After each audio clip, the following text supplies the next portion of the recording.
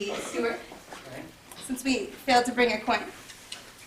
Ian's going to let me know, and I'll just kind of tap on the desk if your 3 minutes are almost up. You can stand up, and judges, I want you to go ahead and start taking the score for Stuart. Go ahead, Stuart. Malcolm X believed in fighting back. Self-defense is as American as apple pie. When people are taking advantage of you, sometimes nonviolence only makes it worse.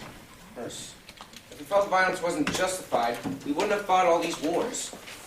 If someone was attacking someone else, well, unjustly and unlawfully, we should fight back. I have 2 quotes from Jim Haskins that shows the gap between whites and blacks. The white man so guilty of white supremacy can't hide his guilt, Haskins 117. For the white man and to ask the black man if he hates him is like the wolf asking the sheep, "Do you hate me?" Haskins 173, 174.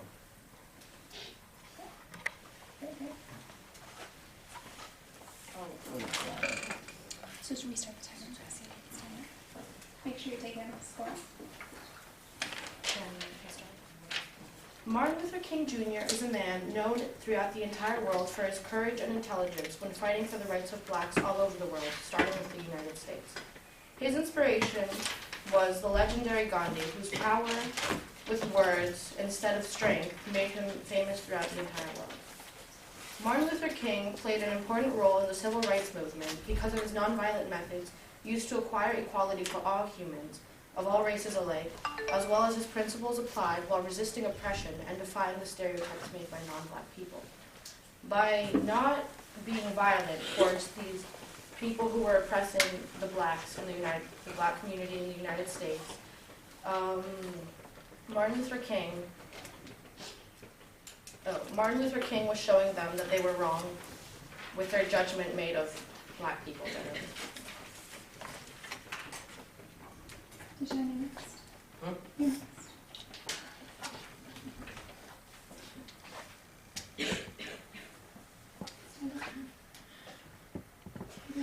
Stand up. You have to do it. You have to say something, Dijon. I'm giving you a great one. Everybody has to say something.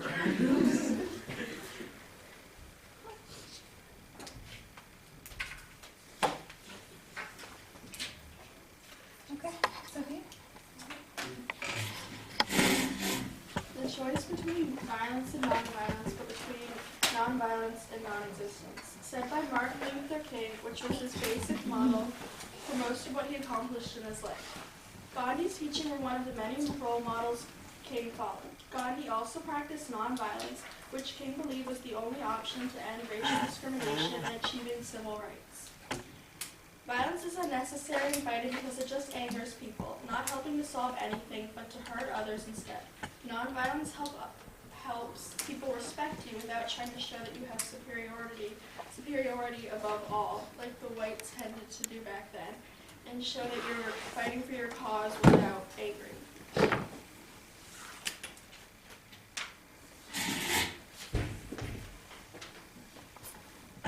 My fellow colleagues, I have to say, I agree with Sophia that fighting does hurt people, but fighting can also get the job done.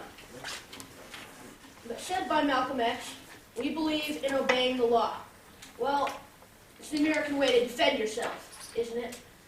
If you have people burning down your homes, trying to kill you, you're going to defend yourself, right? Well, yeah, defend yourself.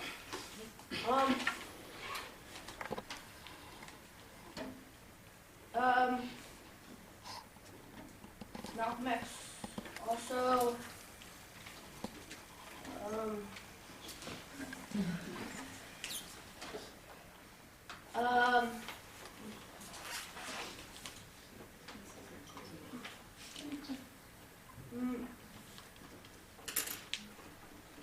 Malcolm X also agreed that African Americans were constant victims of brutality from white people. He thought he should defend himself and his fellow African Americans from the brutality. Thank you very much.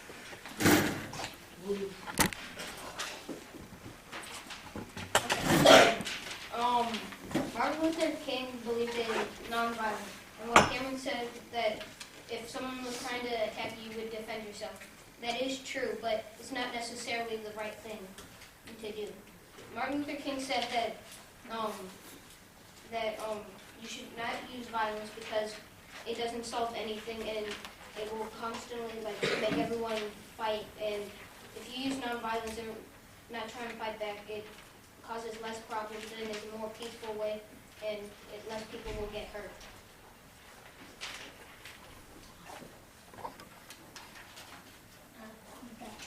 Well, a quote that I have from Malcolm X's book By All Means Necessary is, we declare our right on this earth to be a human being, to respect as a human being, to give the right of a human being in this society on earth. In this day, which we intend to bring into existence by all means necessary. So basically what Malcolm X is trying to say is, we're all human beings, so I don't think violence is a good thing because it can bring us all down to another place that we shouldn't want to be. In Martin Luther King's Nobel Prize acceptance speech, he said that men need to overcome oppression and violence without resorting to violence and oppression. He was trying to say that people shouldn't always be resorting to violence because it's not the right way to do things. What someone said before, nonviolence only makes it worse, and they said, look at all the wars we fought. The wars we fought have been because people have been disagreeing, and instead of talking things out, they've just been resorting to violence and killing each other. King highly disagreed with this because he thought that people could do better and just talk things out and argue rather than fight.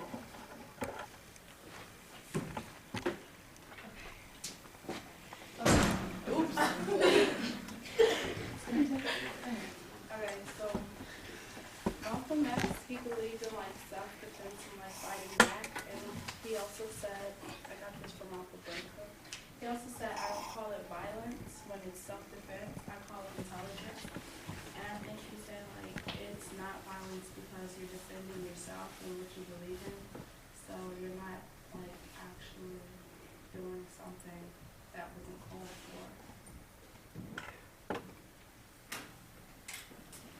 I agree with Taylor that we should defend yourself. Martin Luther King, to me, had a better strategy by non-violence.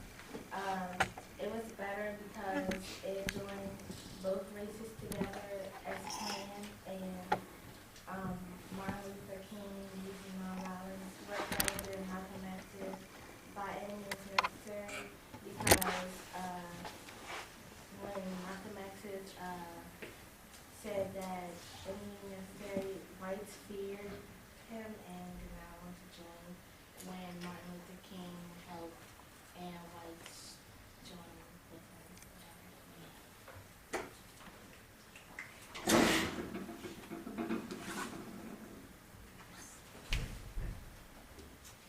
Okay. Malcolm X believed in acting towards freedom at any cost. And one of his quotes that he said was, if you don't stand for something, you will fall for anything. And so it just shows that he's just trying to say that if you don't stand up for yourself and show that you really care, and you're not afraid to fight for yourself and defend yourself, then people will just keep doing things like this, and it could change into something even worse later on. And he also did believe, many people have already said, that self-defense, you should defend yourself if someone's trying to hurt you or trying to kill you just because of your skin color. It's not okay, and you should fight back. And also it shows that throughout history, people who did fight back got more results, and they got faster results than if they just sat back and made speeches and.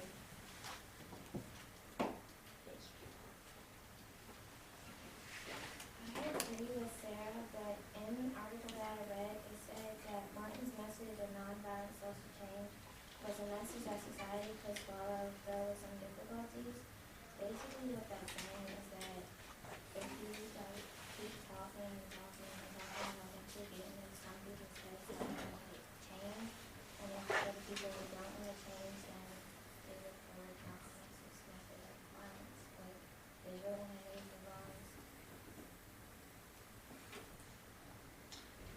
Here's the, I'm going to go next since we had two people who chose not to make spoken statements on that side. They did take zeros. So we'll come back. Okay, so I said that Martin Luther King, he used nonviolent tactics instead of being violent. He used boycotting, he used protesting and sitting groups. And he believed it was better because instead of being violent, you can just talk it out or just do things without having physical contact with somebody else. And one of his quotes was, "We must learn to meet hate with love," and I think that means that you can't always be violent to somebody just because they're being violent to you. You have to say, okay, we can talk this out, or we can get together and we can just be nice to each other. We don't have to always be mean to each other just because we're different races.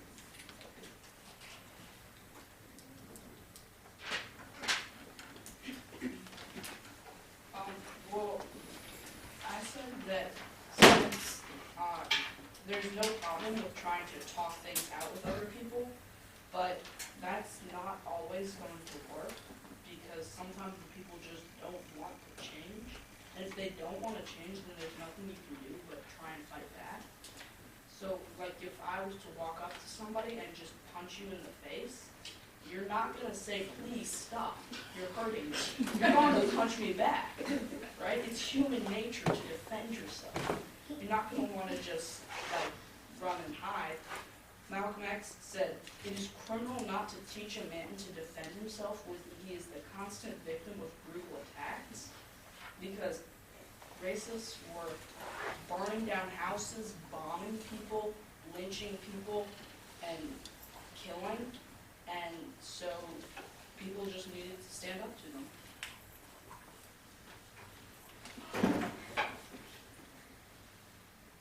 Martin Luther King Jr. followed Gandhi's way of nonviolence. He showed his good intentions by boycotting and protests. He said in a way that it makes him feel like a bigger man because he didn't take the actions of being violent and hurting other people because he wanted peace and equality. You have to like practice what you want. Because he wanted that, he had to like practice being peaceful with other people. Okay, well said points. I'm going to have the judges total things up in a moment. But I do need to get a grade for all the judges since everybody had the 20% grade. So I'm going to give you some options if you're sitting in the back. What you can do is either make your own point, something you've read or something you've heard or something you remember, or you can comment on a point somebody else made. Like I thought it was interesting, Isaac's example about this. I thought what Karina said made a lot of sense. However, I think of it like this. So let's start with Jabril. I'm sorry? You think Isaac made a lot of sense. So Jabril, for your grade, you don't have to stand up since you're a judge, but tell us what you thought made a lot of sense from him and how you reacted to it, so I can give you some points. Because we said it like somebody hit his face, naturally they're going to hit him back because he's like the killers.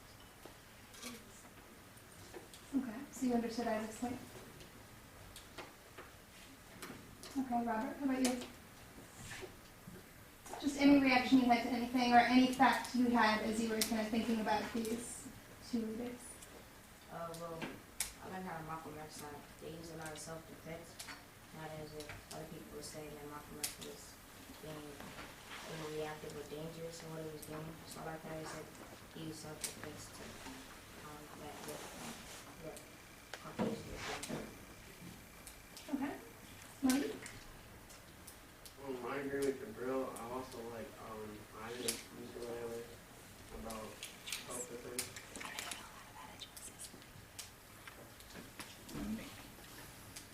All right. Thanks, Malik. Glenn, how about you? I also like acids because I know if somebody hit me, I would hit them back. And remember, you can also add something you've looked at. Lindsay? I said Martin Luther King because he was the non-violence of doing boycotts Okay. Good, Lindsay. Angie? Can you come back to me? Can you think of anything? Any reaction to something that was said or anything you know about Martin Luther King or Malcolm X from your reading? Yes. Sure, tell us.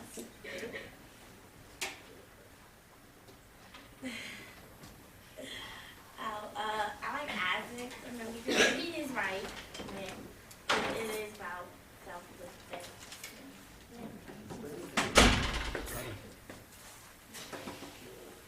Okay. Jordan? Well, Isaac said that being nonviolent doesn't always get the change, really fast. And so you have to downgrade to violence to get what you want. But I disagree with that because, especially at this time, I think being violent would make the problem worse, and it wouldn't make you want to change, and it's kind of like you're forcing them to do something they don't want to do. And Yes, okay. I like Malcolm X side because they gave a lot of facts and quotes, and they gave a lot of their opinions. So I thought that some of the opinions and facts were kind of interesting. Okay. So at this point, I know the judges have some totaling to do, maybe just where you gave people points and where you didn't, whether you used the 5, 4, 3, 2, 1 giving points, or if you just made check marks when you noticed people had good ethos or good volume or good logic. And I didn't know, Mr. Jenkins, we asked to come up because I know he has some good knowledge on this that maybe you didn't find reading books, so we give him the floor for a minute. Okay, well, it's really good to see that you're having this kind of discussion and that you're looking at that period of time in history. I probably know some, more about it than you do because I was a teenager during those years. And I was at the March on Washington in 1963. I was probably your age, 13. Actually, I was 14 during that time. And I remember, Dr. King giving the I Have a Dream speech. I also remember Malcolm X. And, I knew people that knew Malcolm X. I knew people that knew Martin Luther King. And both philosophies, because what we're talking about is philosophy here, right? We're talking about philosophy of nonviolent resistance, right? As opposed to the philosophy of a more aggressive resistance. But we're still talking about resistance, right? I have my own personal opinions, about each one and the things that they believed in and the events that took place, during that period during the 60s and why they're, not with us today or why their lives were cut off short. And, if you're really seriously interested in this particular part of American history, then you should, look into it a little more because it's a really fascinating time, and it's helped to shape where we are today. It really has. I've enjoyed, listening to the debate. I'd like to see it continue because, active debate is really helpful and wholesome. Okay? All right, so at this point we have a little more time left, and I see some of the judges are probably still trying to figure out which side they thought won. I hope you're at least looking back at your notes. Does anybody else want to make a statement for your grade? We'll give you a minute. We'll give you a minute. Anybody else? We can kind of open up the debate to go back and forth. We can let Mr. Barr, Mr. Grove, Ms. Campuzano. So why don't we start out with Graciela this time? And just go back and forth, but if you did not speak and you decide to take a 0 for 20% of your grade, or if you have something else you want to say, then just kind of raise your hand and we'll go back and forth. Again, but this is a chance to get some bonus points if you didn't feel like you kind of made the statements you wanted to. you could get some even more points than you already did. Go ahead. Cameron said that, I know that Cameron said that Malcolm X, a quote from Malcolm X, it's the American way to defend yourself. Yet Malcolm X did not consider himself an American, as was previously stated in the verse. And fighting with fire will only get you burned. Also, like, is he and are you saying that he is an American depending upon the situation he finds himself in? And really, if the reason for which someone hates you is based upon a generalization made about you, the best way to defy that stereotype, earn their respect, and rise above the humiliation is to contradict what they say and use nonviolent resistance. This is the case often found between the black and white community in the USA back in the 60s and previously. This is Martin Luther King's message. And at Isaac, you don't really want to give them a valid reason to arrest you. So when you said punching someone because, like, they punched you first, the only thing that, it's the satisfaction in the moment, but in the end you have to think about the consequences that come after and beyond how you feel like 5 minutes later. All right, so I hope you really heard what Graciela said and you were kind of not quite getting it. Her main point seemed to be, if you want to kind of get out of a situation where you're being treated a certain way, she was saying you can change that situation by not playing into it. If somebody is going to treat you in a way that's violently or that doesn't treat you like kind of like a full person, by rising above it, you can kind of get out of it. So let's see if we can get somebody to respond to that. So we're going to bounce back and forth between sides. How about Cameron? Not really responding to what Graciela said, I'm responding to what Isaac said. So can we pause for a second? And Isaac, did you want to respond to Graciela? And then we can come back. So go ahead. Graciela, you said that if you were to punch them back and attack back, you would have to pay the consequences later. But in the law, if you are attacked by someone, you are legally allowed to kill them in self-defense. So, Okay. So somebody on this side want to respond. Doesn't have to be Graciela. Let's have Sophia. Obviously the law of what was stated and most of our constitutions that was not followed back then, so that wasn't the main thing that people were focusing on.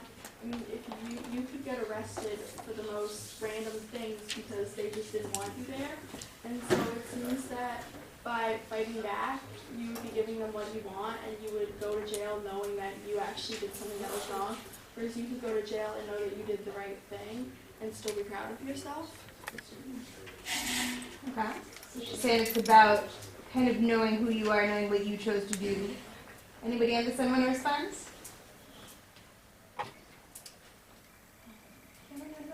And we'll go back. Well, even though I am on the next side, Isaac said you punch someone, and someone punches you, you're going to punch back, but then it ends up you get in a fight. So if someone punches you, you're going to punch back, then they're going to punch you back, then you're going to punch them back, and it's going to end up in a war. I am on the side. So it's just going to get even worse. Okay. Cameron's jumping ship. It's okay. Same. He's getting points for participating. So, something to think about. I guess we'll jump back over to the Martin Luther King side. We just had a point made for it. Let's just go Lucas and kind of go kind of in order. Well, it's kind of about what Isaac said, also about like legally you can fight back. But back then, a lot of the police officers were biased against like black people. Like they would usually like turn a blind eye. Like if they tried to go to the police, they wouldn't listen. So fighting back, you would end up getting in jail, and probably the white person wouldn't get like sent to jail at all, and there'd be no consequence. So fighting back really wasn't the best option.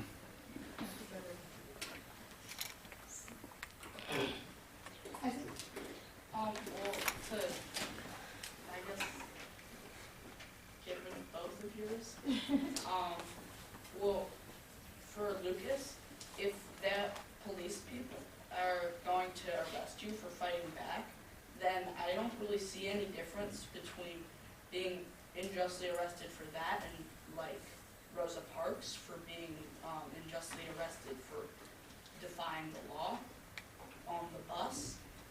So there's not really any difference. difference there. And then also, if about Cameron's, you're going to get in a fight, I think it would be better for both sides to have a black eye than for one side to still be standing and the other side to be dead. So think about what we read a little earlier this year with Henry David Thoreau when he said, in a society where the laws are just, the only place where a just man is in, anybody remember? Prison. I remember. So, that's kind of what I hear Ivan saying. Is that what I hear? Yeah. So, think about kind of the nature of the laws at the time. If Rosa Parks could have been put in jail, what position does that put us in? Jacob? Well, I think you have to look beyond that one fight, because if you're gonna say that if a white person and a black person start to pick a fight, they're gonna think that that's gonna be okay with everyone. So going back to the future at the beginning, that's just gonna start a war, and then non-violence tactics aren't gonna matter. So you have to at the beginning just resist from using violence, because even if you accidentally fight back because you think it's self-defense and that's what's right, you have to look beyond that and think this might start a war, so I better stop. Anybody on the other side? Some good points by Jacob. Looking beyond the immediate situation. You want it? Oh.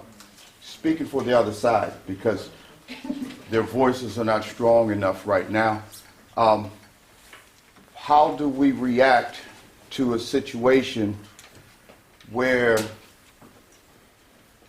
if I try to vote, that I'm prevented from voting by beating or lynching or shooting? At what point do we continue to resist passively? Everyone's heard of the term picnic. That term derived from pick a nigger, because during the lynchings in the South, it was a social event where black people were lynched, and the white people who were doing the lynching had a picnic.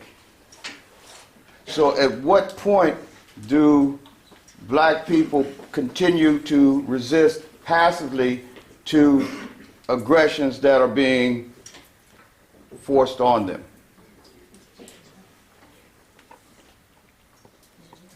Somebody on the Martin Luther King side want to speak back to that? Here, try it. I don't know how to answer this question, but I was just going to agree with Jordan that Malcolm X, when you fight back, that's only picking the easy way out or whatever. When Martin Luther King did it, his way was stronger because, I don't know, it was harder because some people thought that it didn't work because you just using words, but violence isn't going to make it any better because it's just stooping down to the other person level. Karima, can I help you respond to what Mr. Jenkins was saying, though? I think he's talking about the severity of the violence, so what were some of the nonviolent things, if you're saying it's a harder way, but a possible way? What nonviolent things could respond to something so severe as a lynching? Some things Martin Luther King did, I'm sure you didn't know about.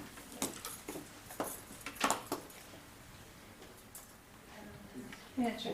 Let me ask you this, Karima. These lynchings that might have happened in the South, did we see these on camera? Were they filmed and kind of broadcast around the country?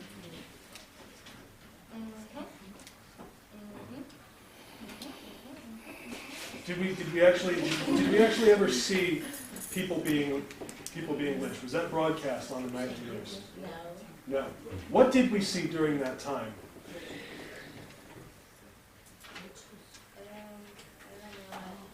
With the Montgomery bus boycotts or the sit-ins at Woolworths. Do you remember images? Well, those types of things actually were on the news. I believe more in some of the marches speeches and things were too. Mhm. But the other stuff, it wasn't kept a secret really or anything, but it was less broadcasted. Right. So what do we see the difference? These lynchings were happening kind of in secret, and it was a big effect for the person who was lynched and for the immediate community. But did people up north really kind of, was that ever really in their face? But what about the things, what about like the sit-ins at Woolworths and the dogs and the fire hoses and stuff? They were more aware of those types of things going on. So, yeah, so do you think that, was that just kind of a coincidence, or do you think that was kind of a plan of the nonviolent protesters? Most likely the plan. To Because, get more attention. so what do you think they were trying to do? Was it really just them kind of sitting back and letting people beat on them?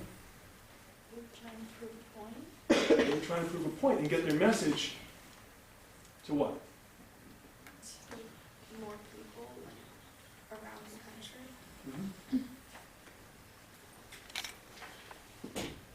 I'm going to flip over to some Malcolm X side we can have. Taylor, you want to go ahead? Like, just because he made, like for Martin Luther King, he made a lot of speeches, but it didn't exactly stop the fact. And I have a question. If he was for nonviolence, then why after his speech, like, it resulted in his death? That's the question.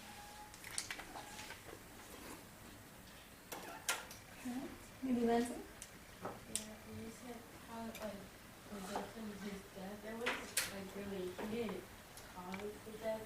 Well, when he said the speech, it kind of did, but it was their choice to like kill him. He didn't really do anything to make them kill him, like physically. Like, it was just like standing there, and then somebody shot him. He didn't like hurt anybody physically to cause that. Okay. So Taylor's point is, if he was so for nonviolence, right? Then what was he a target of an assassination? And then Lindsay's point is that his actions, his physical actions didn't really cause that. Is that what I'm hearing? Okay. He wasn't for violence, yeah? Does that necessarily mean violence isn't going to be done against him? Not necessarily. Anybody else in Malcolm X? Isaac?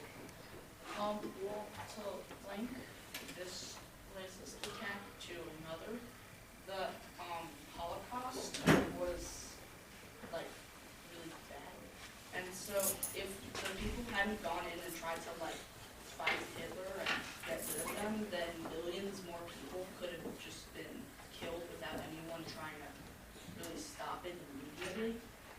Because an actual like counterattack or fighting back brings about change a lot more quickly than saying please stop killing millions of people.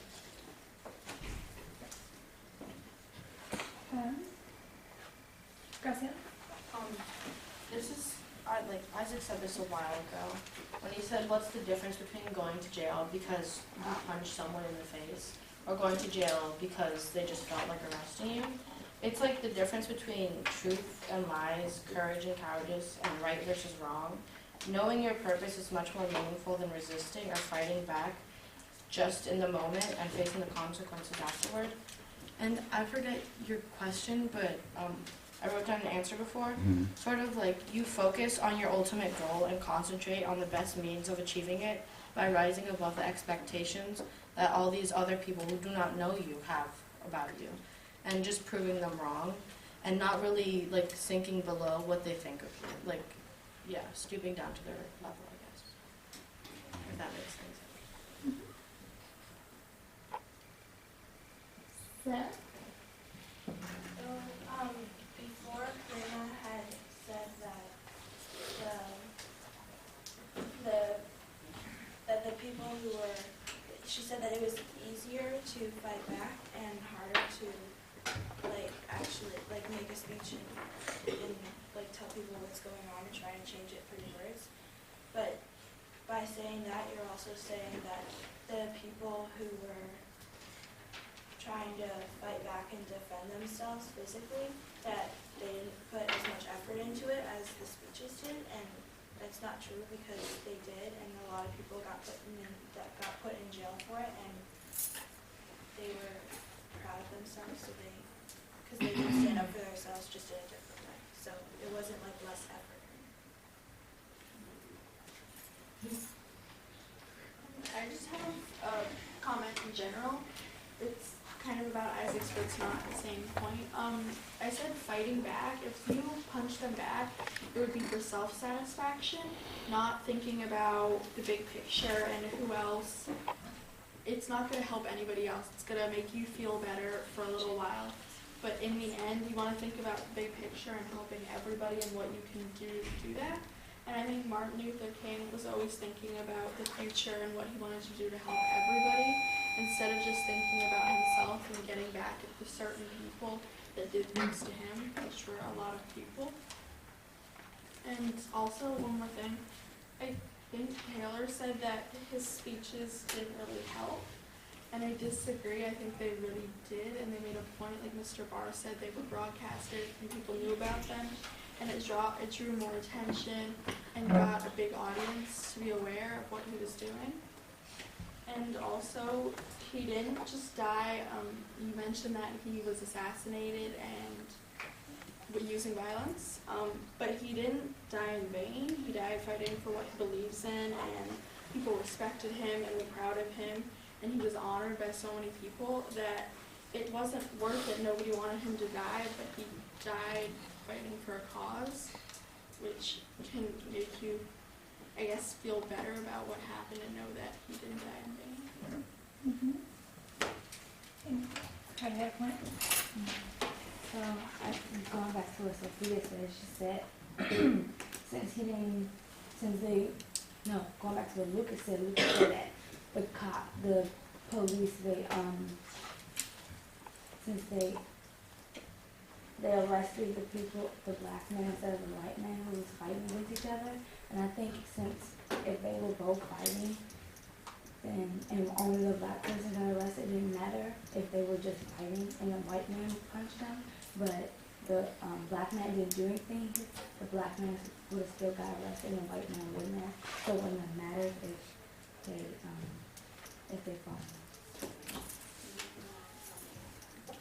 Okay, I'm hearing a lot more, by the way, good kind of responding to other people's points. You just had a good job of that with Carter, I think. So make sure you're kind of listening carefully to what other people are saying. And judges, I'd like to see you participate a little more too, so you can earn more points. Some of you have done a nice job. Robert, you want to follow up on that? Yeah, I want to say who actually got whoever ran the country to change the laws from where it was white to where it would be both black and white in the same. That's what I mean. He did that. We have to verify. Okay, and what would your answer for that be, Robert? Martin Luther King, I guess. So Robert's point is like, when we hear this side talk about the big picture, right? And we hear this side, talk about like since both sides were kind of being punished and since the severity of what was happening at the time was so great, kind of they needed to do something. We couldn't just sit around and kind of protest. But Robert's saying, we're speaking about this in the future. Who had the bigger effect? Does somebody think they could respond to that? Whose actions actually got laws changed?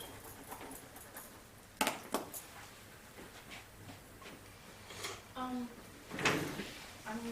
not really following Malcolm X, but I really think it was Martin Luther King because since he was for like non-violence, usually violence doesn't change anything; it just causes more problems. So I think that Martin Luther King really changed something because he had speeches and things. Okay, poor Isaac. He's looking like he's drowning. Let's go to Lucas. Well, I was going to say that during Martin Luther King's I have a dream speech at the Lincoln Memorial, there were a lot of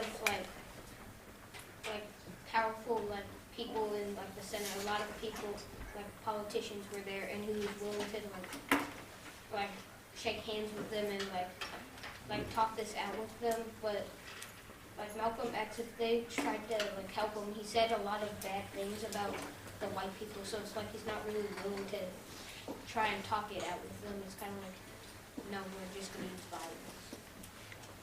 Okay. Any of the judges want to respond to that?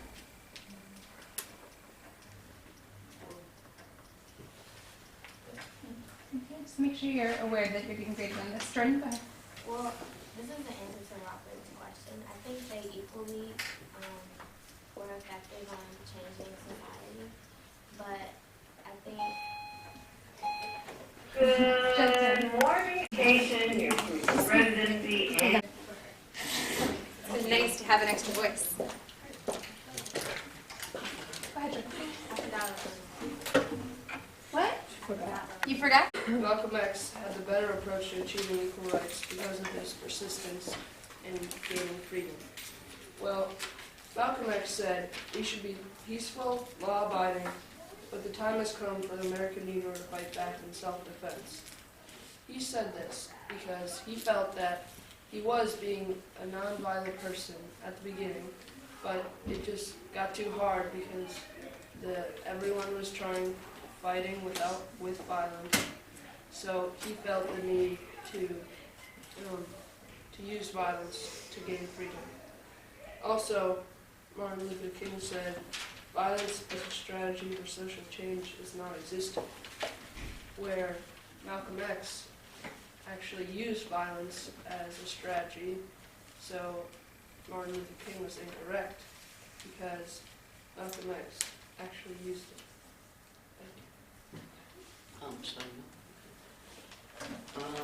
Well, now would you guys rather have this debate fought with fists and knives? Yeah.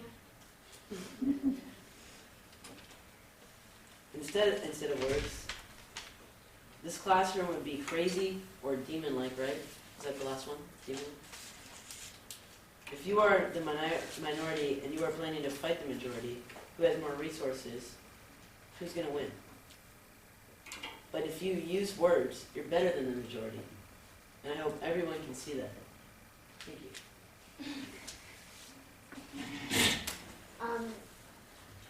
Malcolm, you said that you made the thing where you said whether we like to use knives or fists and knives or words. Malcolm X wasn't originally, he said that one of his quotes is that I advocate violence, but at the same time, I am not against using violence in self-defense. No, I don't, that doesn't mean I advocate violence, but at the same time, I'm not against using violence in self-defense. When I call using I don't call it violence when it's self-defense, I call it intelligence. So he says, so basically he's saying that he's just trying to defend themselves in the people that are being brutally hurt by the white people and he's just trying to defend the people and the property and not use like words when the other people are using weapons against him. Well, Martin Luther King's words were very powerful, and as we all know, he didn't use violence to get freedom, and violence doesn't solve anything. And when you said that it was intelligent, like, I don't know how it's intelligent to fight, so. Well, yeah, kind of like what you guys were saying. He didn't believe in random violence. He just felt that his people should have a way to defend themselves when they're being abused like that. And he just felt violence or defending themselves was the most effective way to do it because the Nonviolence Act took a long time, took a lot of patience, and it also harmed a lot of people in a bad way. Like back with Gandhi, trying to get freedom from, trying to get freedom for the Indians. A lot of people were killed during his acts, and yeah.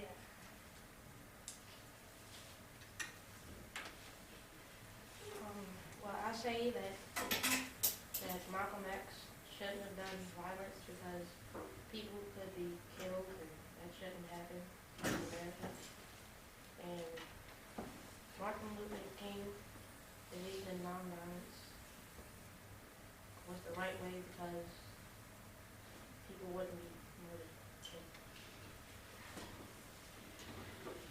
So a point that you guys keep bringing up is that Malcolm X believed in violence and that was not okay. Here I have a quote. Be peaceful, be courteous, obey the law, respect everyone, but if someone puts his hand on you, send him to the cemetery. He believed in self-defense, not just violence to show that he means business.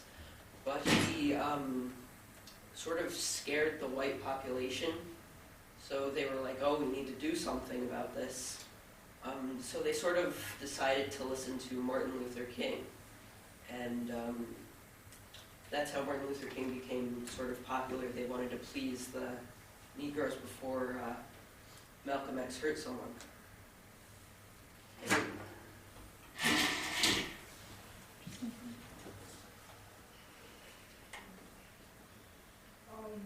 I have a quote from Martin Luther King.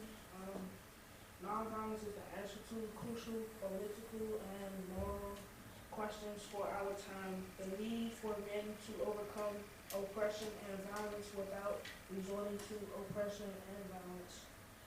Meaning that nonviolence is the answer to solving problems such as violence without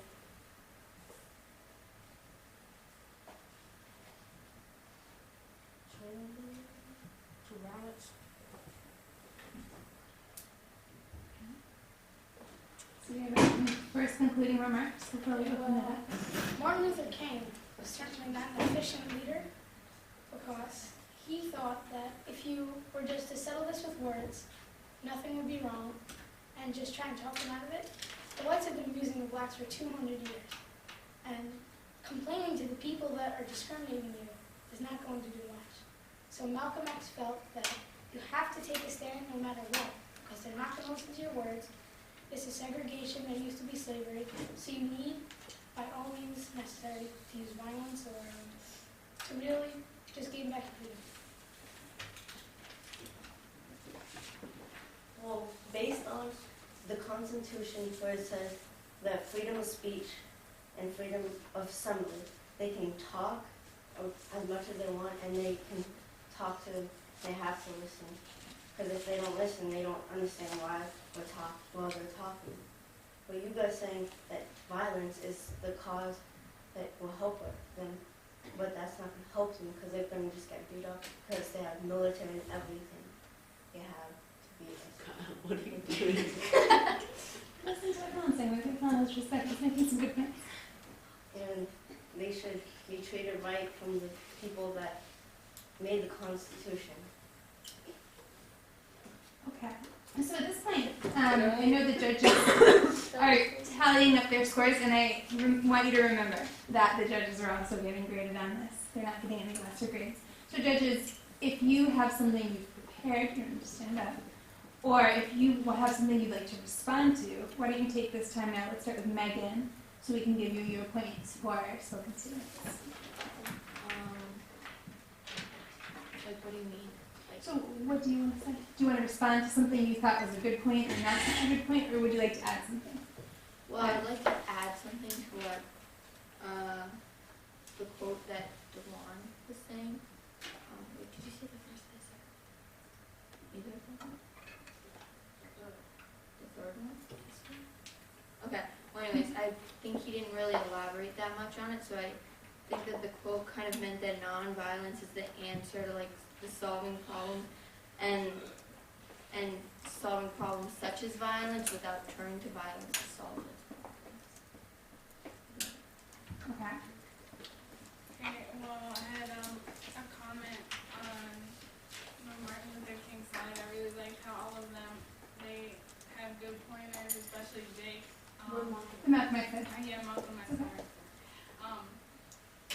I like how you elaborated on the quote and really explained it and helped them understand what the side was trying to say. Okay. Good. So we'll let our judges sort of tally the score, but at this point, yeah, let's open up the debate. So Liam would like to respond. He's one of our starting out. Let him speak. If you'd like to respond to him, we'll kind of bounce back and forth between sides. Just raise your hand when you're done, and then I'll sort of go down the row and try to give everybody a chance to respond back and forth. If you feel like you didn't feel too good about what you said the first time, then this is a way to get some points back. Well, Colin was referring to the Constitution, freedom of assembly, the freedom to meet with groups peacefully, and freedom of speech, the freedom to say whatever you want without getting in trouble. And I believe that it just didn't really, the Constitution wasn't really in effect in this time, and when it was, most of the government were racist, and they just did not believe that blacks had those rights, and so they just did not follow this. So that's why that they got punished for saying what they wanted to say, like protesting. They got injured during protesting, and I think since Malcolm X, he decided to use violence in self-defense, he was making a statement that we're not going to back down from the whites just because they have a bigger government, more people. He was just trying to get them, as he said, scared. Is the proper word, because when Martin Luther King used nonviolence, the whites felt like they had all the power that they could use their weapons to hurt the Negroes. And when Malcolm X started using violence in self-defense, it seemed like the police they still kept trying to injure the Negroes with their weapons, but I felt like they kind of backed down some because they were fighting them now. Okay, so another thing to remember, I think Liam kind of started at this point, is that violence, as he was responding very nicely to Tom's point about the Constitution, was sanctioned in the South. There were laws that allowed kind of discrimination, and there were laws, and all of this stuff was illegal, even under the Constitution. So I think that's a good point. He made a lot of other good things. Let's start. I'm just going to start going down the line with Stephanie. I have 2 points to make.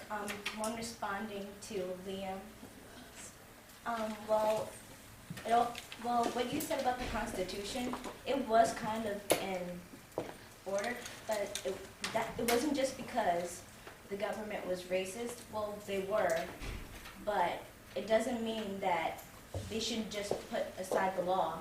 They should follow the Constitution, as they always have. So they didn't always. So let her finish your response. Well, that's really all I have to say. But also to the Nonviolence Act on Martin Luther King's side, he believed that nonviolence would be the better answer than violence. He was saying that violence wasn't the answer to everything. And look at the bus boycott.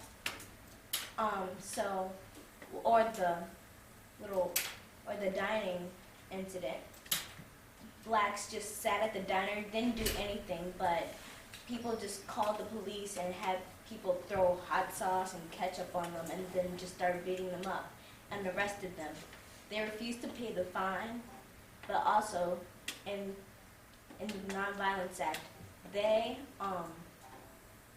had their rights taken because after they got out of jail, it took 382 days for this act, for the Nonviolence Act to, I don't know the word, but to take place. So they actually got their freedom in a matter of time. So is what I hear you saying that by doing these nonviolent things, there were actual changes to the laws? Something to think about? No? Okay. I just wanted to say that you talked earlier on about the government and how it was how they should pay attention, just about how the government needed to help them or something. But the government, they weren't really helping them. They kind of turned their backs, and so then the people you mentioned the act where they're sitting at the counters and the people called the police and they got hot sauce poured over them. But if if they hadn't done anything at all, like the nonviolence acts, they had let themselves get beat up, and so the white people, I guess, sort of felt like they were able to do it because they weren't responding really. They weren't like fighting back or resisting. They kind of just like tried to non-violently say, please don't do this.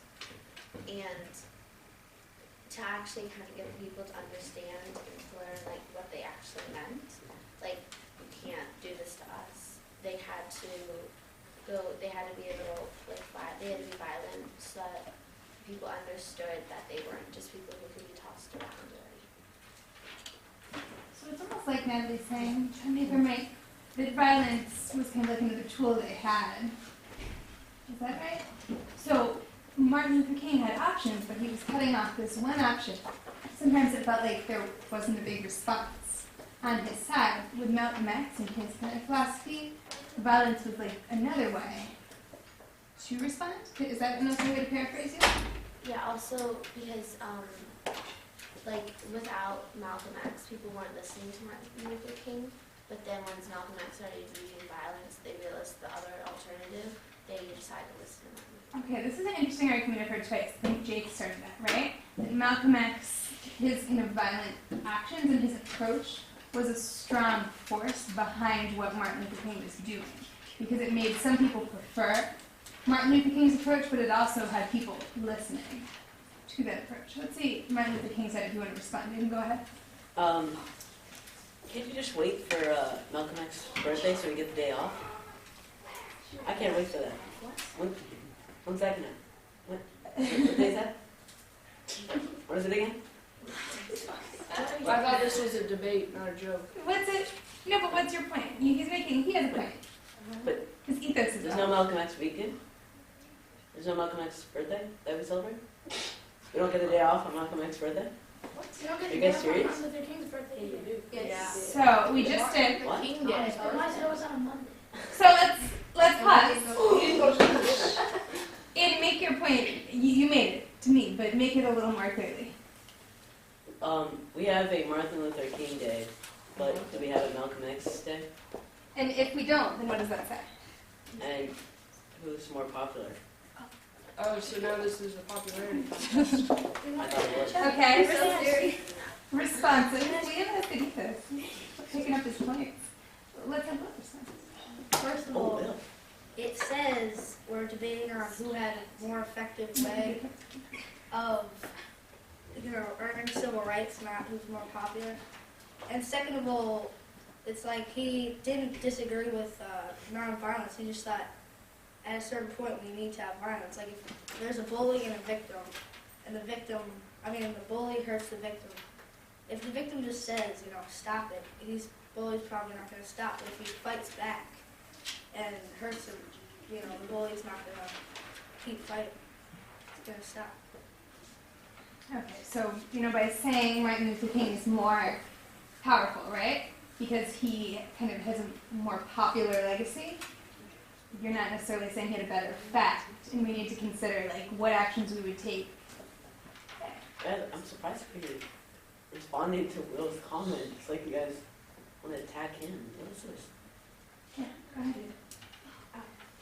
So, what Will was saying about just fighting back the bully, if you not fight and kind of talk to him, I'm not saying you threaten him or anything, but words that actually mean something and can affect him, I guess. Sure. And maybe he'll stop if he really, I don't know.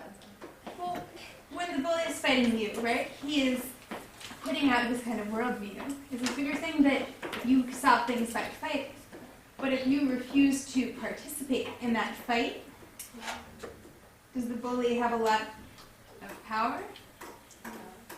Right, you're kind of changing the way things are handled. You're doing things on your own terms. That's a good point. So let's have Jake. So first I would like to address Aiden's point, where you said that there is no Malcolm X Day, but there is a Martin Luther King Day. Aiden? to address how you said there is no Malcolm X Day, but there is a Martin Luther King Day. Malcolm X's views and tactics sort of made Martin Luther King more popular, not only with Negroes but also with white people. Because when Martin Luther King is just speaking, as Kyle said, and Liam also covered, when Martin Luther King is just speaking to people who have abused them for years and years, they're not going to listen any more than they did before. So by showing their sense of violence and another source of power, they decide to make the Negroes more happy, and they decide to listen to Martin Luther King to improve their ideas and behavior. Okay. Some good points. For responses, Stephen, what would you like to say? I would say that I know you're talking about self-defense, but you can defend yourself also by words, prove things. And Martin Luther King's "I Have a Dream" speech also affected people. Violence didn't really affect a lot of people. Okay. Good. Cowboy. Something to say to you. Okay, raise your hand up. No, it's my turn. Raise your hand. Okay, go ahead. Aiden, Martin Luther King should not have a holiday. You know why? Because you can't name 3 things that he's done to help the Negroes. You can't name 2 things. You can't name 1 thing that he's done to help the Negroes. He sat on his lazy butt, talking into a microphone to try to persuade the white people to let up on the black people. Well, Malcolm X. I'm going to start the debate today with Emma. So Emma, if you'd like to stand, you may begin. Martin Luther King had a better approach to the civil rights movement, which is shown during his famous "I Have a Dream" speech during the March on Washington. We've all heard of the March on Washington. It was a gigantic event during the 60s for civil rights, where people of all different classes and races came together to protest peacefully, non-violently, for change. And he gave his speech, and we all remember it. Well, we don't remember it. We all know about it. And can anyone name one famous speech by Malcolm X, or one famous event that he's organized? And Martin Luther King, his approach actually got things to change. Through his nonviolent resistance, laws were passed in segregation, like during Alabama, with the peaceful boycott of the buses. They got it to change without hurting anyone except for the bus companies.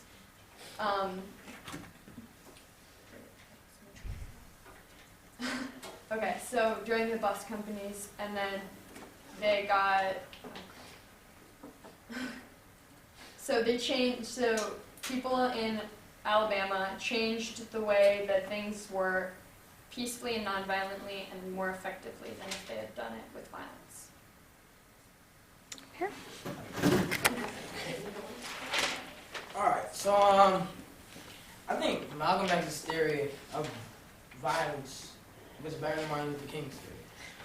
I say that because most of the time, African Americans were getting, in the sit-ins when they were getting beat down and stuff like that, it wasn't right. So, and the government really wasn't, helping this thing of having the African Americans. So, Malcolm X had a speech. And the speech stated that if no one's going to help African Americans, and so they should just take it into their own hands. Martin Luther King's theory about nonviolence, I think partially was okay, but the nonviolence in a way could give an opening to, other people to take advantage of African Americans. So, therefore, I think Malcolm X's theory is very marked. Okay. Go ahead, Sarah.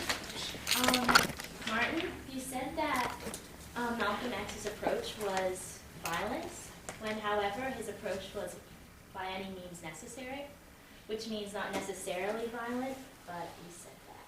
The end of violence, or the aftermath of violence, is bitterness. The aftermath of nonviolence is reconciliation and the creation of a beloved community. If you have violence, then after, when all the laws are passed, the community won't be harmed, it won't be together, and it'll just lead to more violent things. If you have nonviolence, which is not seek to humiliate or to defeat the opponent, but to win his friendship and understanding, then the community will be more together and everyone can live happily. Milan?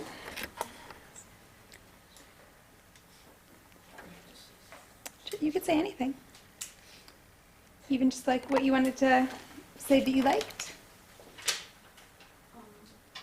It's okay if you want to stay seated. If you're really nervous. Okay. We can come back to you too. Patrick. Okay then.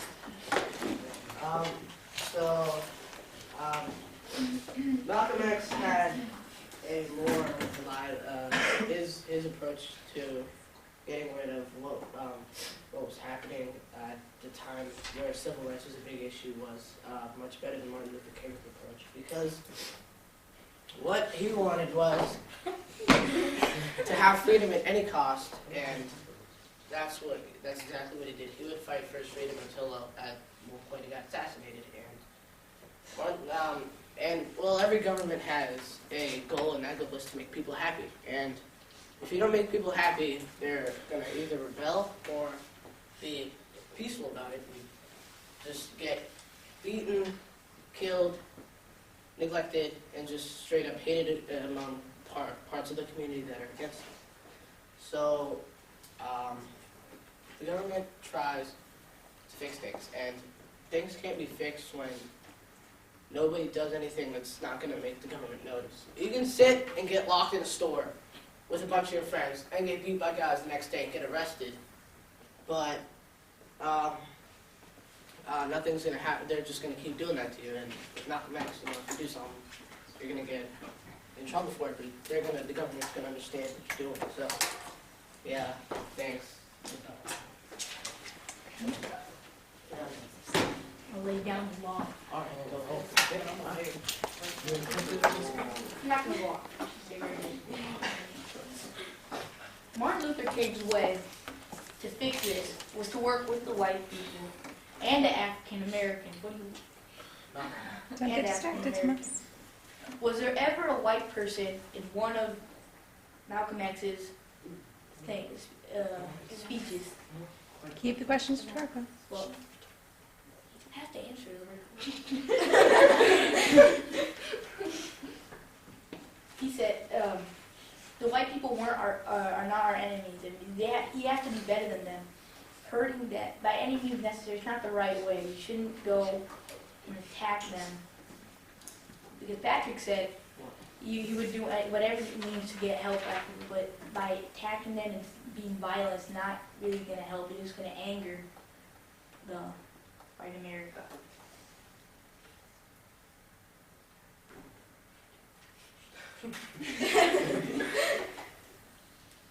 Okay, I'm done. I mean, I got nothing else. Okay. Kayla?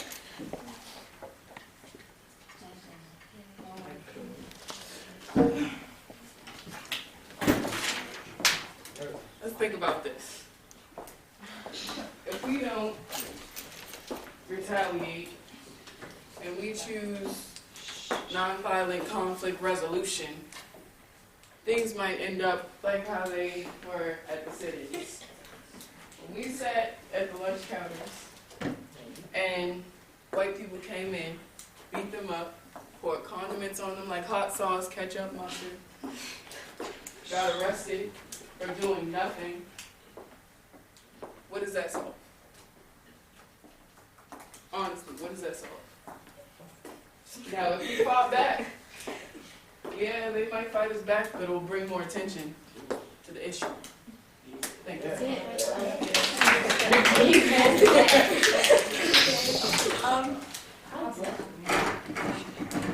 So Martin's methods actually got more televised and got him more supporters.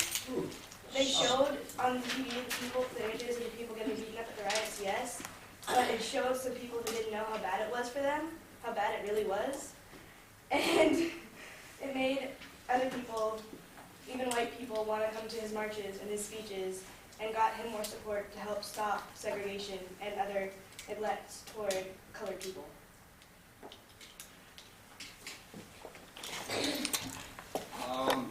Fighting segregation with nonviolence, I don't think that really would work because you can't really retaliate against anyone who's not letting you do something. And so if you want to fight it, you should, and if you're like being beat up, you should fight, because if you don't fight, then you're just gonna be there, sitting there, you're gonna go to the hospital. So you shouldn't fight with nonviolence, you should respond how you want to respond.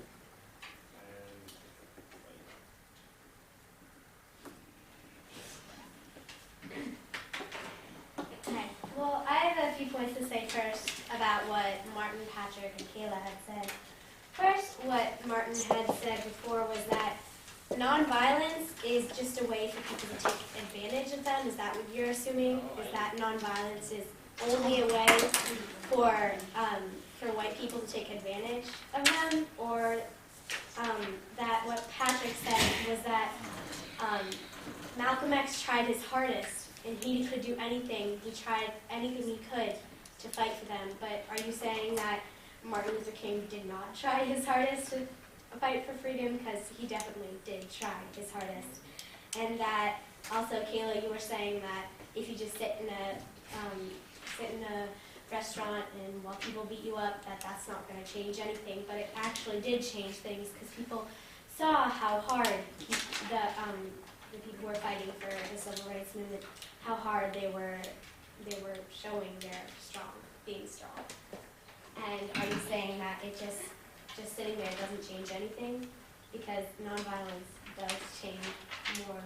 Because if people televise, the people would rather televise the people boycotting buses and people sitting in restaurants, the sit-ins, and that brought more information to the nation, and people could actually see, wow, look at what they're doing, and look at all this stuff that they're actually trying, and how brave they are to do these things, like boycotting buses and doing sit-ins. But Malcolm X's speeches weren't really televised, and his violence approaches weren't really brought out to the whole nation. It's just that Martin Luther King, his ways were shown to the whole nation, and his ways were a better approach. Thank you. God bless America. Stop saying that. No. Really? Just stand up and say something.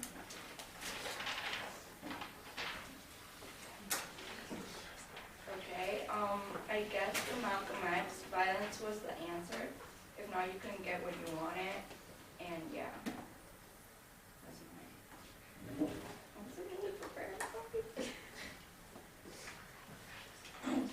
I also have to make some points to some people.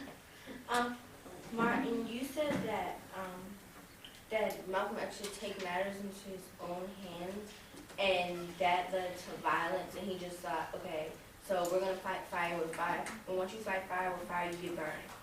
And Patrick, you said that they were he fought for freedom, and they got beaten and killed. That's not good.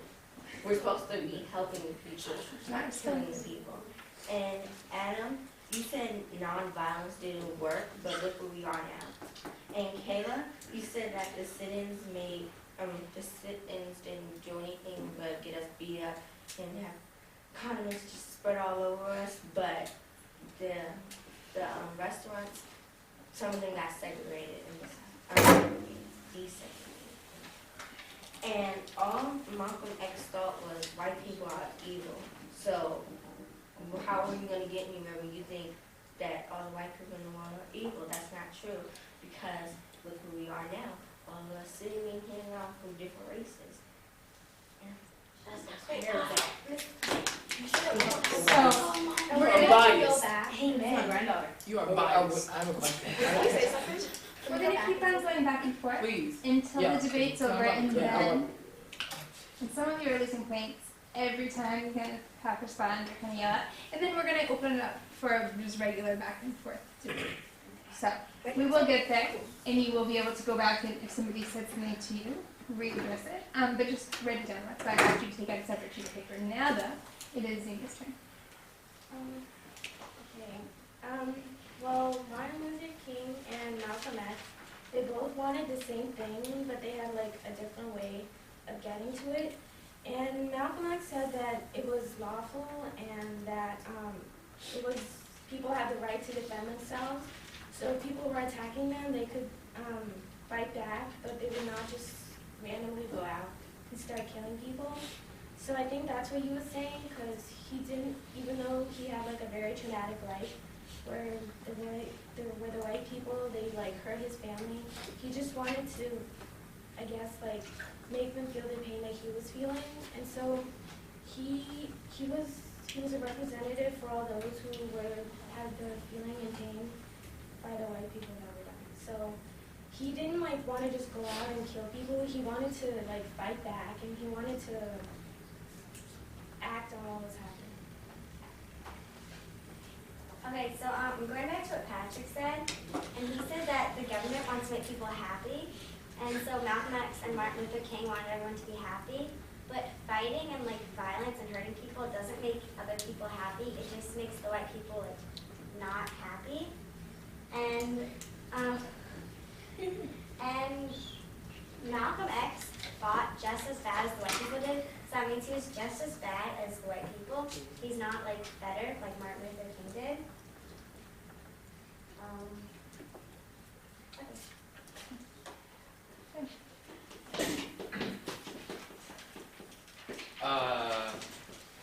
Annie, you said that if Malcolm X fought back, just like the white people did, he would be just as bad as the white people.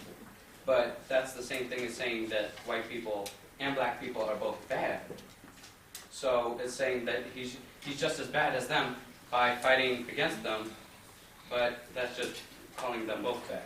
And I thought that one of your classmates previously said that we aren't bad. We are not trying to go against the white people. We're trying to go with them, but you just basically call them bad. Another thing is, one of your teammates said that getting arrested in the sit-ins and the lunch counters was one of the problems. But if we fought back, we would get arrested just as the same if we didn't fight back and we got arrested.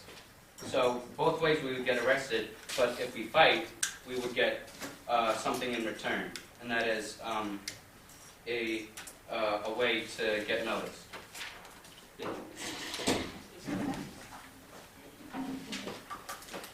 One day long ago, Martin Luther King said, "I have a dream," and we have accomplished that dream without the use of violence. Also, Gandhi once said that he objects to violence because when it appears to do good, it's only temporary, but the evil it does is permanent. If we had fought for that to solve that problem, it would have ripped our whole society apart, and we would never have been able to function, and then our nation would have fallen.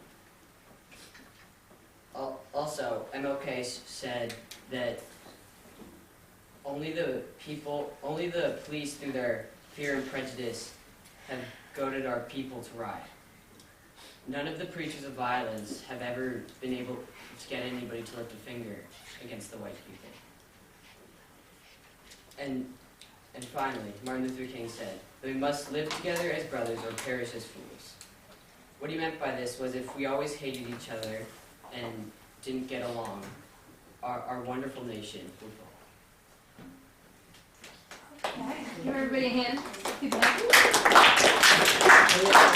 So listen carefully to the rest of the directions. I do need to get a speaking grade from everybody, so at this point I'm going to give Alexandra, Kyla, and Sumi a chance to do one of two things. You can either respond to a point that was made and kind of give your input, or you can add a new piece of information. And at that point, I'll talk about the more open debate. So first, let's get those ladies in. So Alexandra, would you mind starting?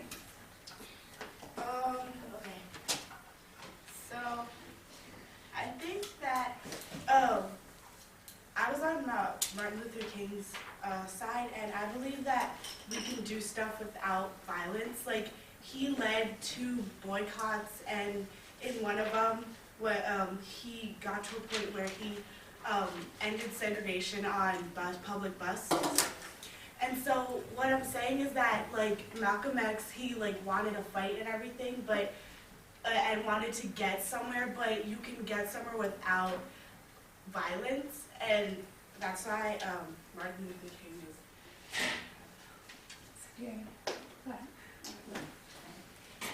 I was on the Malcolm X side, and I agree with Kayla when she was saying that the people that went into the restaurants, they got food condiments poured on them, they got people's leftover drinks that they didn't want, their food and stuff poured on them, but this was also a fight for their rights and not for Martin Luther King.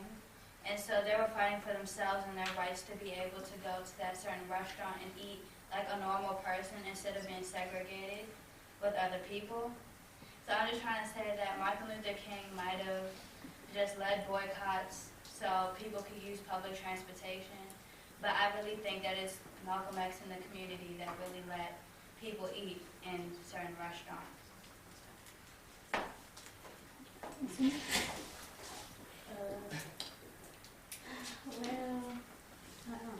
You can comment on something somebody else has said that struck you.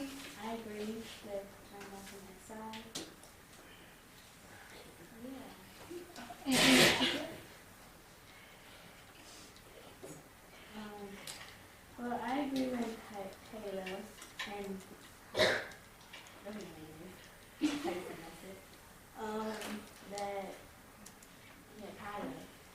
that the people was fighting for themselves and maybe Okay, so at this point, this is how we're going to open it up because it still needs to be somewhat organized, but it will be, let's start with, we started with Martin Luther King first, right? So let's start with Malcolm X this time. Whoever wants to make comment on this side, and then if you want to respond, raise your hand, but still keep it to only one person is talking, otherwise we will not be able to hear. This does not need to be timed, but I want you to try to take your arguments at this point up a notch. I want you to really think about how you can kind of tear apart the other side's argument. Are they really assuming? Like, are they really looking at who had the better approach to civil rights? Or are they making kind of an asinine point about their leader? Okay, so really think about this. On this side, Kayla, do you want to start? Just raise your hand if you'd like to start, and you'll have another chance. This is the way to get points back, by the way. So if you did not speak the first time, and Kayla, you can stay seated for this. Oh, someone's going to kill me. You can. If you didn't speak the first time and you're a little more comfortable in a less formal setting, this is a good chance to raise your hand, and I will make sure you get your points. Go ahead. All right. So, Quinn said that changes have come because of nonviolence, but are we not aware that violence happens every day, from different races to different sexual orientation? And I mean, it's not that nonviolence didn't help, but it wasn't necessarily the reason why everything is solved or everything is fixed. We still have racial issues going on today, and racism that goes on, and prejudice, things that happen to people. So it's not necessarily because of nonviolence resistance. It was because people actually decided to do something, whatever they decided to do, which is like maybe fight or do whatever they want to do. Diversity and equality is much more widely accepted and formal, like I am. But back in the day of the great Martin Luther King, what he did was as radical and a powerful movement. The fact is that he has changed modern day society so radically. It shows that he was the most important civil rights activist in the United States history. Dr. King was superior to Malcolm X because he had a more effective, peaceful protest, and the United States is currently following Martin Luther King's example to this day. He had a dream that the American society would live peacefully and equally, which the United States, is still fulfilling.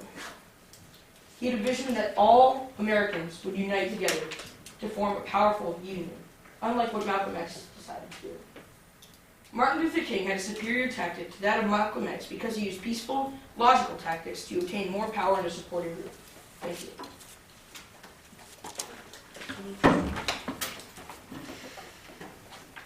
In the 1960s, in America, there was a great social injustice.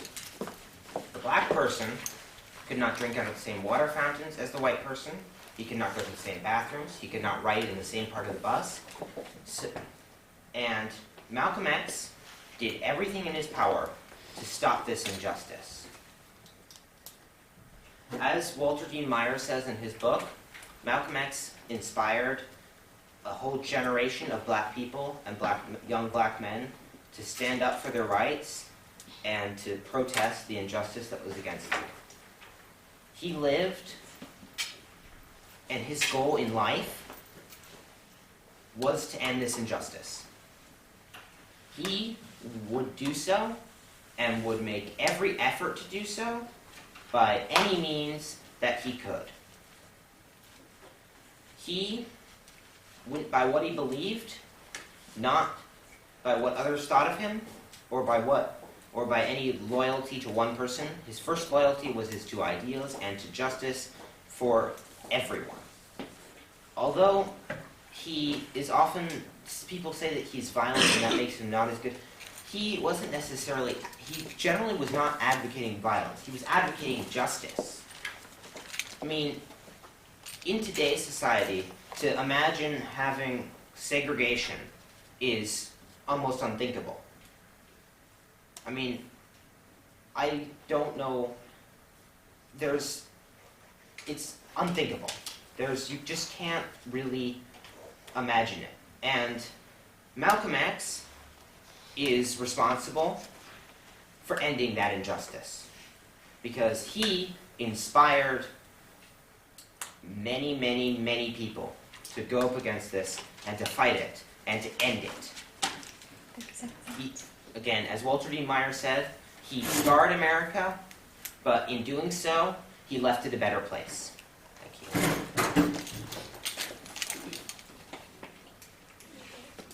Okay. I would like to respond to what Max said by saying Malcolm X he literally meant whatever means necessary, and technically, just speaking, fighting isn't always the answer, and that's what he was going to resort to if peaceful things didn't happen. And fighting would just increase the amount of anger the white Americans had, and they would just use that as an excuse to do more damage. But Martin Luther King had a peaceful way of ending the injustice. He organized the bus boycotts, and African Americans were now able to sit on any part of the bus they wanted to without being said move to the back. And peaceful ways don't necessarily have no effect.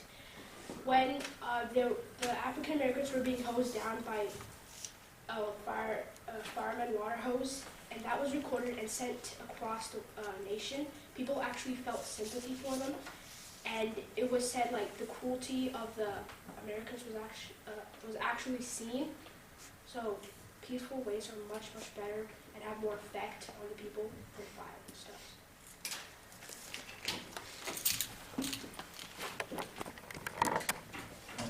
I would like to respond to something the crowd said when he said that Martin Luther King organized the bus boycotts.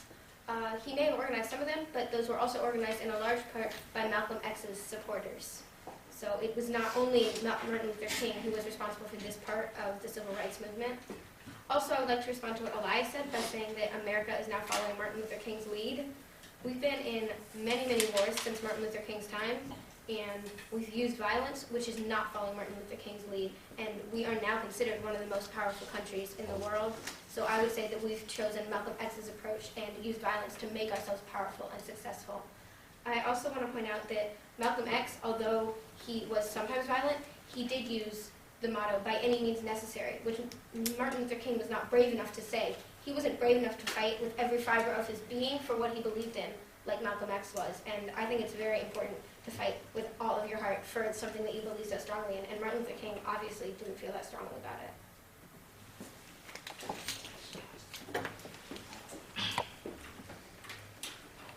Thank you. Dear classmates or fellow comrades, Malcolm X was a great motivator, and he did help establish justice for black people. But Martin Luther King did it in a more peaceful way. My friend Hazel said, well, used the phrase, we use violence today, which is not following Martin Luther King Jr., which means Martin Luther King Jr. obviously did use peace, whereas Max said generally not advocating violence. He was talking about Malcolm X, meaning that Malcolm X would use violence to get his point across. Violence is not the way to achieve a goal that you want. Martin Luther King did not use violence. He used peaceful walks like the March on Washington, which gathered thousands of blacks and whites to help attain the goal peacefully. Whereas Malcolm X was teaching his disciples at the Nation of Islam that white men were evil and they were the enemy. And when you fight fire with a bigger fire, you only get a bigger fire and everybody gets burned. And that's why Martin Luther King Jr. Approached the civil rights movement better than Malcolm X because he used peaceful tactics. Thank you.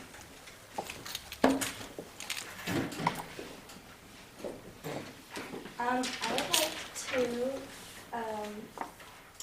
address something that McCrabb said when he said that the videos or stories of the water hoses hurting African Americans. People that were doing that were using violence to try to control them while they were trying to protest. And Malcolm X said that I myself would go for nonviolence if it was consistent and if everybody was going to be nonviolent all the time. I'd say, okay, let's get with it. We'll all be nonviolent. But I don't go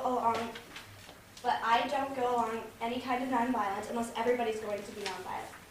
If they make the Ku Klux Klan nonviolent, I'll be nonviolent. If they make the White Citizens Council nonviolent, I'll be nonviolent. But as long as you've got somebody else not being nonviolent, I don't want anybody coming to me talking in nonviolent talk. And that shows that if someone else is using violence towards you, then you should be able to fight back with any means necessary as well. And Malcolm X did not teach Islam did not teach them that Nation of Islam fighters or helpers against white people. He went there because they already believed whites were the enemy. I would like to argue that Martin Luther King had the more effective route. It was peaceful. I would like to argue on what Hazel said about how he did not believe. He wasn't as strongly and brave as Malcolm X was. He was killed for what he believed in. He gathered thousands of people from both sides, black and white, to Washington, and they all came together and protested. And these quotes, we will not accept this treatment any longer. Everyone invited to the boycotts was on hand, shows that, and as Hazel said, even Malcolm X's supporters were in on the boycott method for the buses. That shows that even Martin Luther King reached out to them and brought them from Malcolm X's side of the debate. And Yes, and also Martin Luther King was inspired by the lunch table sit-ins, and both the boycott method and the lunch table sit-ins were peaceful methods, and in the end they got what they wanted. After weeks, no one was hurt. People were arrested, but no one was killed or hurt, and they achieved their goal of being able to sit in the counters and being able to boycott.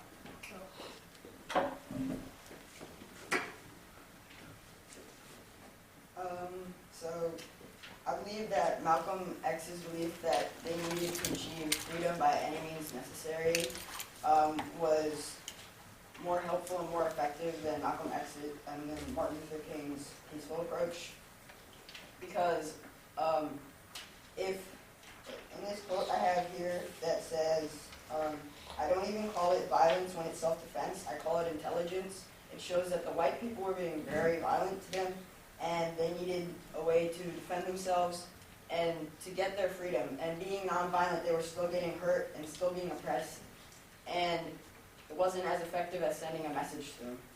Also, when Colin was talking about how Martin Luther King had inspired Malcolm X's supporters, that's not true, because Malcolm X would be nonviolent if it weren't for the white people being violent, so they were actually following him. Also, when Colin was talking about the sit-ins and people not being hurt at those, many people got beat up by white people at the sit-ins until the cops came and arrested the black people and put them in prison. So I feel that Malcolm X, he didn't want to be violent, but in order to achieve what he wanted to achieve, he felt that it was necessary to be violent. Thank you. Hello, fellow students. We are both arguing for whoever was better in the topic Vietnam War. Huh?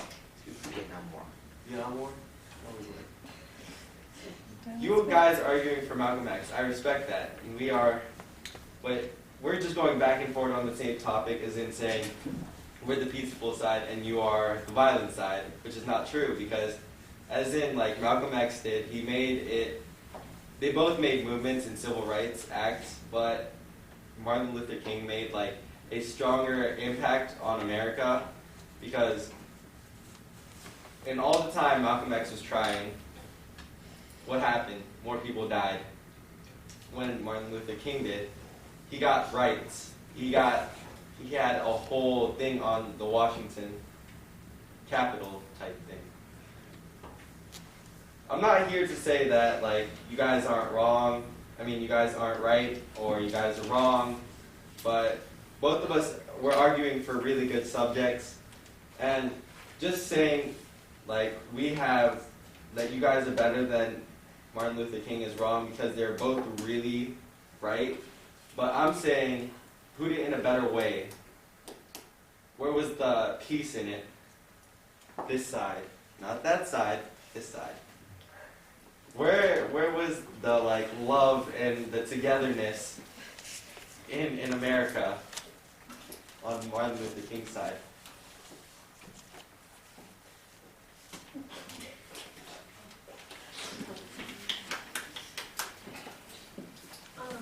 Malcolm X, when all of the white men were being very violent towards the black men, and so Malcolm X was responding to that with violence because it was a way of self-defense. And Martin Luther King, you guys are all saying that during the sit-ins everything went well and that Martin Luther King was leading peaceful, no one got hurt, but the truth is all of the black men got beat up by the white men, and Malcolm X was saying we should fight back and not let ourselves just get taken advantage of. And that's a better approach to it, because the black men had suffered many years of being attacked by the white men, and it's not wrong to defend yourself from that. And he was willing to do whatever, by any means necessary. He wanted to achieve the dream, and he was willing to risk a lot just to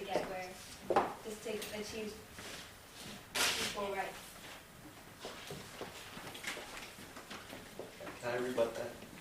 No. Yes. I believe that MLK had a better approach to the civil rights movement because whenever anyone thinks of civil rights, they'll probably think about Martin Luther King and his goals that ended up succeeding. And using peace, Martin Luther King made people realize that segregation was wrong. And using peaceful tactics helped MLK bring people together and made a peaceful relationship between white and black people, which still goes on today. And Malcolm X also had one thing in mind, and that was getting rights at any means necessary. And using this idea, he made all of his members in the Nation of Islam believe that all white people were racist people who were in support of segregation. Alright. When Malcolm X said, by any means necessary, he meant to help the black community. Some of his thoughts were violent, like beating the crap out of white people.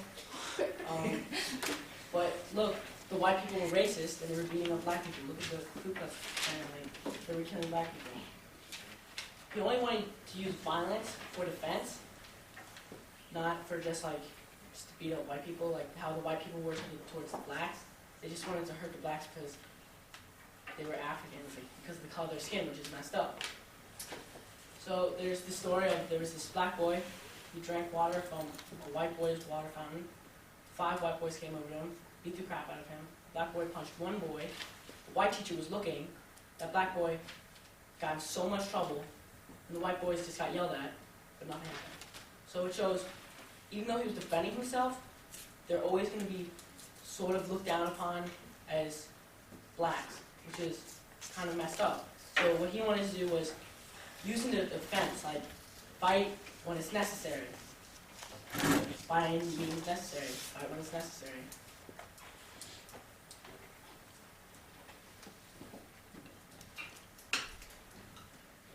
So what are you saying with when you use any means necessary, is that it's okay to kill people? No, and hurt people? And hurt people and do the same thing as your oppressors, and then if you said you're no better than other people. What Martin Luther King was trying to do was to show people that they can be the bigger person. You can be a bigger person. And using peaceful tactics, you can still get equality. And Martin Luther King was very important to this country, along with Malcolm X. They both played a really big role in the civil rights movement. But Martin Luther King, he must have been very important to this country because he has the monument downtown, a monument dedicated to what he did for this country. He has a holiday going to school for his birthday, and we have a whole day to celebrate him, what he did for the country. And Tristan, you said that the white people were being racist. So you're saying that all white people are going to be racist towards African Americans?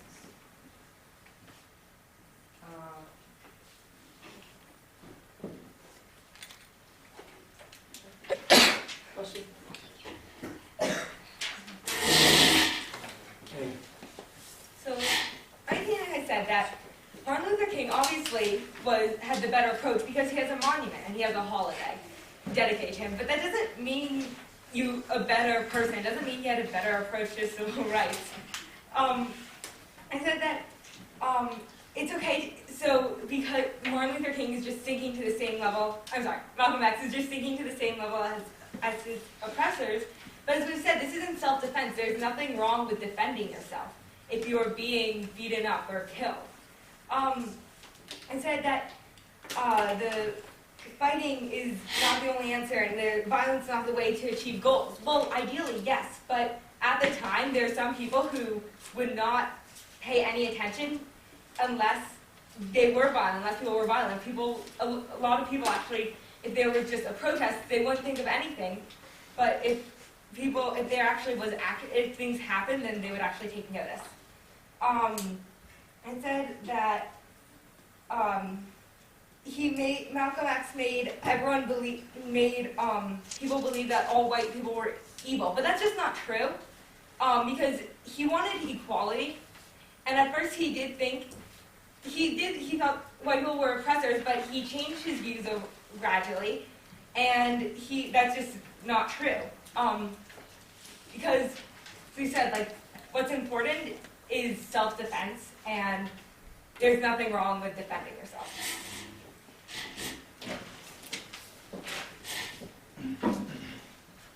Hello, my fellow students.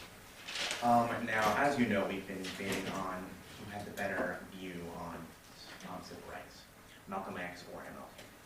Now, personally, my view is that MLK did.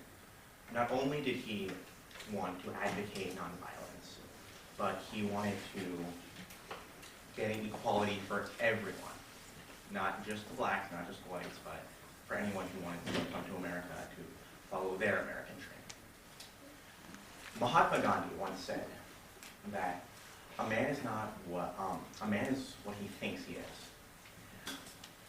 Martin Luther King thought that he was a leader. He thought that he was strong enough to make a change in America, a big change, a really huge change. This change was to bring rights to everyone. Hazel, I remember that you were saying that we had gained all of the land and all of our gains through violence.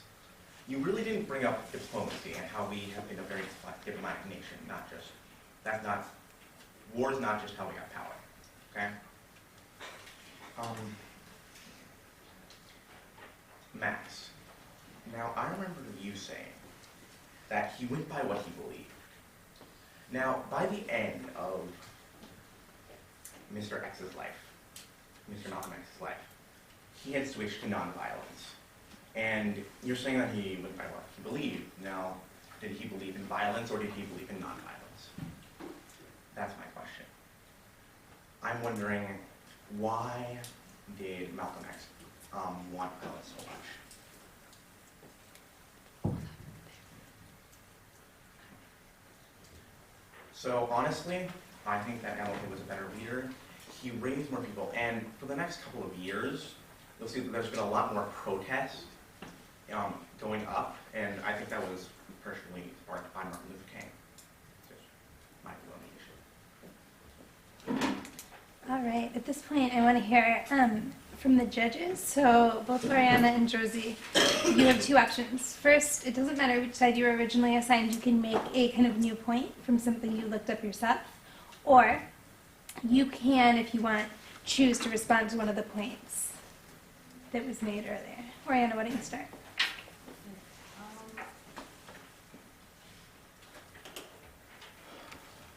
Well, I just wanted to say that on Martin Luther King's side, one thing that he did a lot was that he gave lots of speeches and he was more, I think, connected with the people that he was trying to talk to.